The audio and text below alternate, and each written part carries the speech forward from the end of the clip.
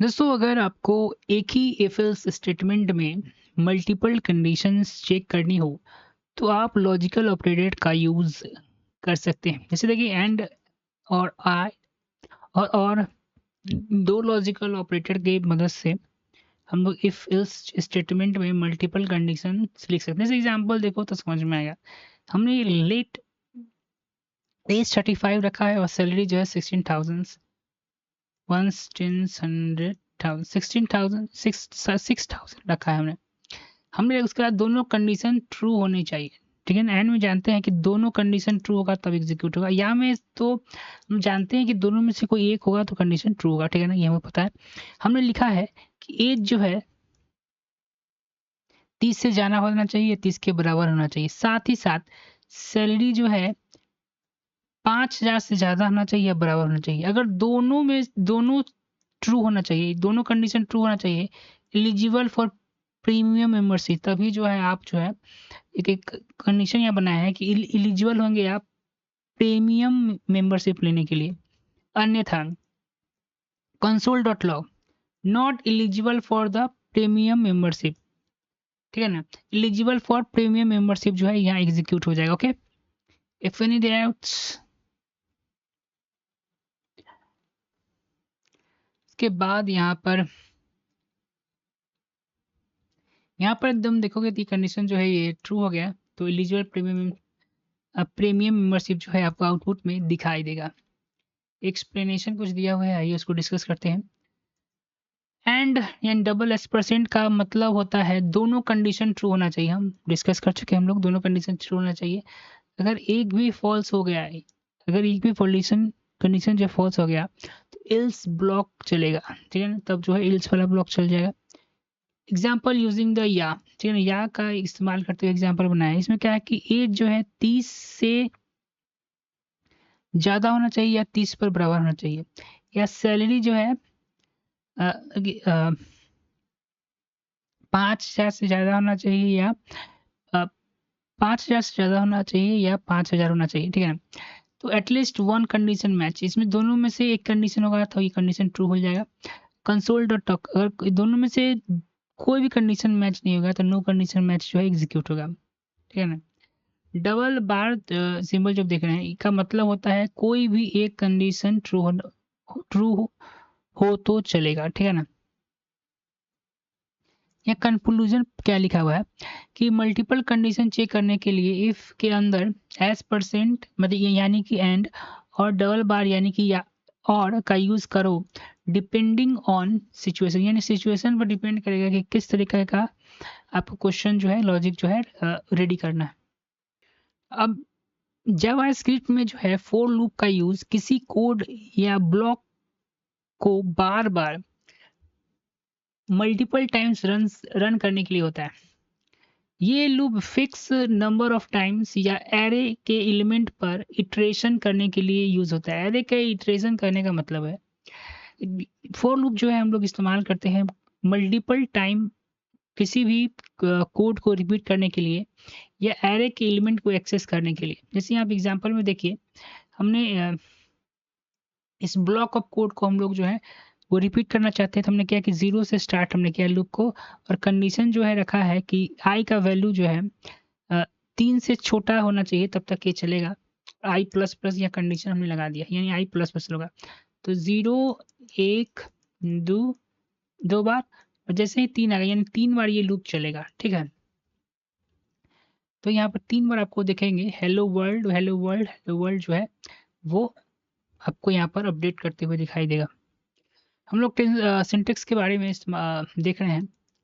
तो यहाँ पर देखो पहले हम लोग इनिशियलाइज करते हैं कि लूप को कहाँ से स्टार्ट करना है। इसके बाद हम कंडीशन लगाते हैं यहाँ पर कि कितना बार हमको लूप चलाना है। ठीक है ना, तो जैसे कि पहले क्या होगा इनिशियलाइज करेंगे उसके बाद एक्सप्रेशन को अपडेट करते हैं।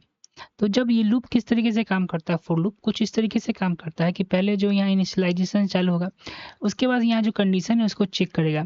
कंडीशन अगर ट्रू होता है उस समय तो लूप का बॉडी एग्जीक्यूट होगा। उसके बाद हम लोग कंडीशन फिर यहाँ पर आएगा, फिर कंडीशन अपडेट होगा, फिर जाकर यहाँ पर जब फिर कंडीशन चेक करेगा, फिर ट्रू होगा तो फिर एग्जीक्यूट होगा, फिर अपडेट होगा। ये सिलसिला तब तक चलता रहेगा जब तक कंडीशन जो है फॉल्स नहीं होता है।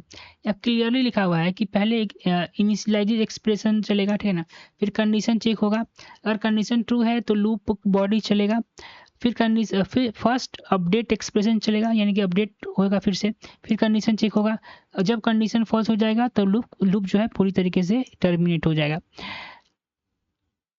यहाँ पर नोट्स में कुछ इंपॉर्टेंट पॉइंट दिया हुआ है, कह रहा है कि फॉर लूप तब बेस्ट होता है जब आपको पहले से पता हो कि लूप कितनी बार चलेगा।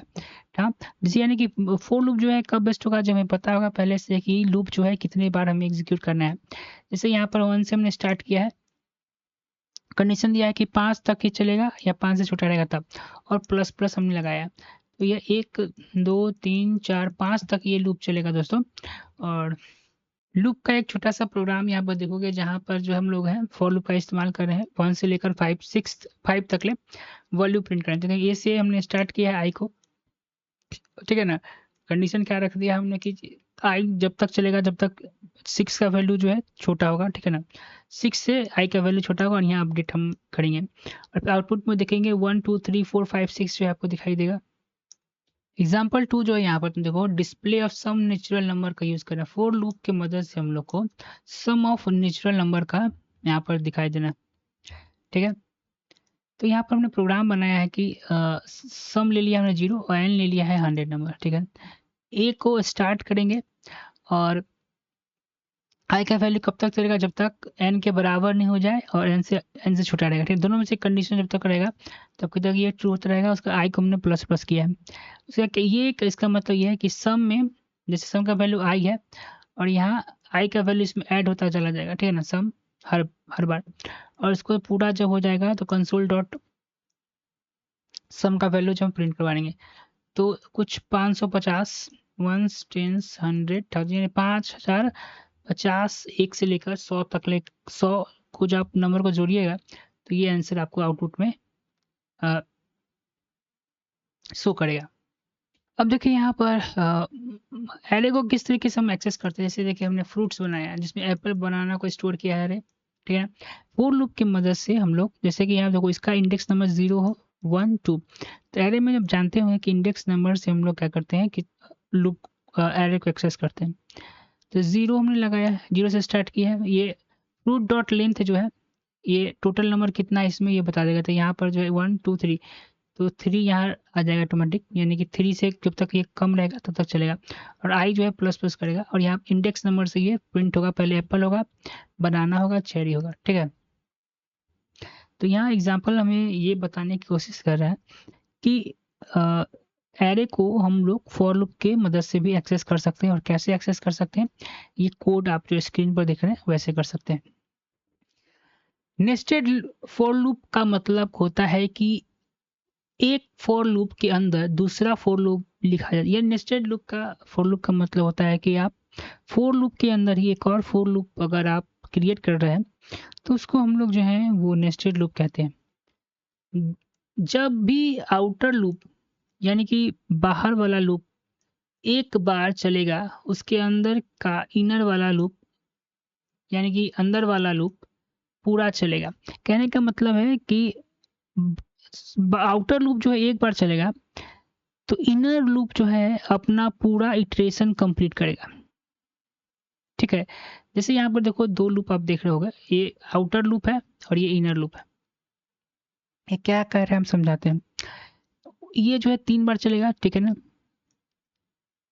और ये जो है जब ऊपर वाला एक बार चलेगा तो नीचे वाला जो है 0 से स्टार्ट होगा यानी बोले, तो ये 2 बार फिर चलेगा। फर्स्ट टाइम चला ये, तो ये अपना पूरा कंप्लीट, ये जो लूप अंदर वाला तुम देख रहे हो वो 2 टाइम्स चलेगा। फिर जब ये इसका 2 बार आएगा, फिर दोबारा से ये जो है 2 बार चलेगा, फिर ये तीसरा बार जब चलेगा तो नीचे वाला जो तुम देख रहे हो ये फिर 3 बार, थर्ड राउंड में फिर ये 2 टाइम्स चलेगा, ठीक है ना। यही कह रहा है, थोड़ा इसको कोड को साफ कर दिया जाए, समझ रहे हो ना। और ये इनर लूप जो लेट 0 जे प्लस, और यहाँ बड़ा अच्छा से ये कोड किया है। इसका वैल्यू आपको मैं दिखाता हूँ। जैसे देखो, वैल्यू समझो कि जब आउटर लूप मेरा 0 है तो 0 वैल्यू है, 1 2 बार चला गया यहाँ। फिर आउटर वैल्यू आपको देखना, आई का वैल्यू 1 1 है तो फिर ये 2 बार चला। फिर आउटर वैल्यू 2 2 है तो ये 0 से 1 है। ठीक है, तो जावा स्क्रिप्ट में इन्फिनाइट लूप बना सकते हैं अगर लूप का कंडीशन हमेशा ट्रू हो। ठीक है, तो लूप को बोल रहा है कि फॉर लूप्स को जो है या कोई भी लूप को जो है आप इन्फिनाइट बना सकते हैं, यानी कि वो लूप जो है वो इनलेस रहेगा, उसका अंत नहीं होगा। लेकिन ऐसा लूप जो है उसे अवॉइड कीजिए, बड़ा ही खतरनाक होता है, ये आपके पूरे सिस्टम के मेमोरी को फुल कर देगा। ठीक है ना, जैसे 1 हमने 0 से स्टार्ट किया है और यहाँ पर ट्रू लग दिया और ट्रू प्लस प्लस कर दिया। Console dot log this will be run for ever, ये हमेशा के लिए चलता रहेगा। ठीक है ना, यहाँ पर नोट क्या कर रहा है ध्यान समझिएगा। इन्फिनाइट लूप जनरली अवॉइड करना चाहिए। ठीक है, इन्फिनाइट लूप को हमेशा अवॉइड कर दें क्योंकि ये सिस्टम के रिसोर्सेज कंज्यूम कर सकता है। जितना सिस्टम का रिसोर्सेज मेमोरी पावर है उसको पूरी तरीके से यूज कर लेगा। ठीक है ना, कर सकता है। और प्रोग्राम या प्रोग्राम ब्राउज़र या प्रोग्राम को क्रैश भी हो सकता है, यानी ब्राउज़र या प्रोग्राम को पूरी तरीके से ये इन्फिनाइट लूप जो है वो क्रैश भी कर सकता है। एक प्रश्न यहाँ पर प्रश्न कर रहे हैं, यहाँ टॉपिक है देखो, जावास्क्रिप्ट में फॉर लूप के किसी भी पार्ट को ओमिट यानी छोड़ सकते हैं चाहे इनिशियलाइजेशन कंडीशन या अपडेट हो। ठीक है ना, जब कह रहा है कि जब डिक्लेरेशन में फॉर लूप आप करेंगे तो वहां पर जो है आप इनिशियल कंडीशन अपडेट जहाँ आप करते हैं, इनिशियलाइजेशन या चेक द अपडेशन, उस पार्ट को आप लोग छोड़ सकते हैं। इन पार्ट को आप लूप के बाहर या अंदर भी लिख सकते हैं, यानी बाहर अंदर लिख सकते हैं। जैसे यहाँ पर देखो, यहाँ इनिशियलाइजेशन जो हम लोग यहाँ पर बाहर कर दिया है, लेट आई करके 0 कर दिया है।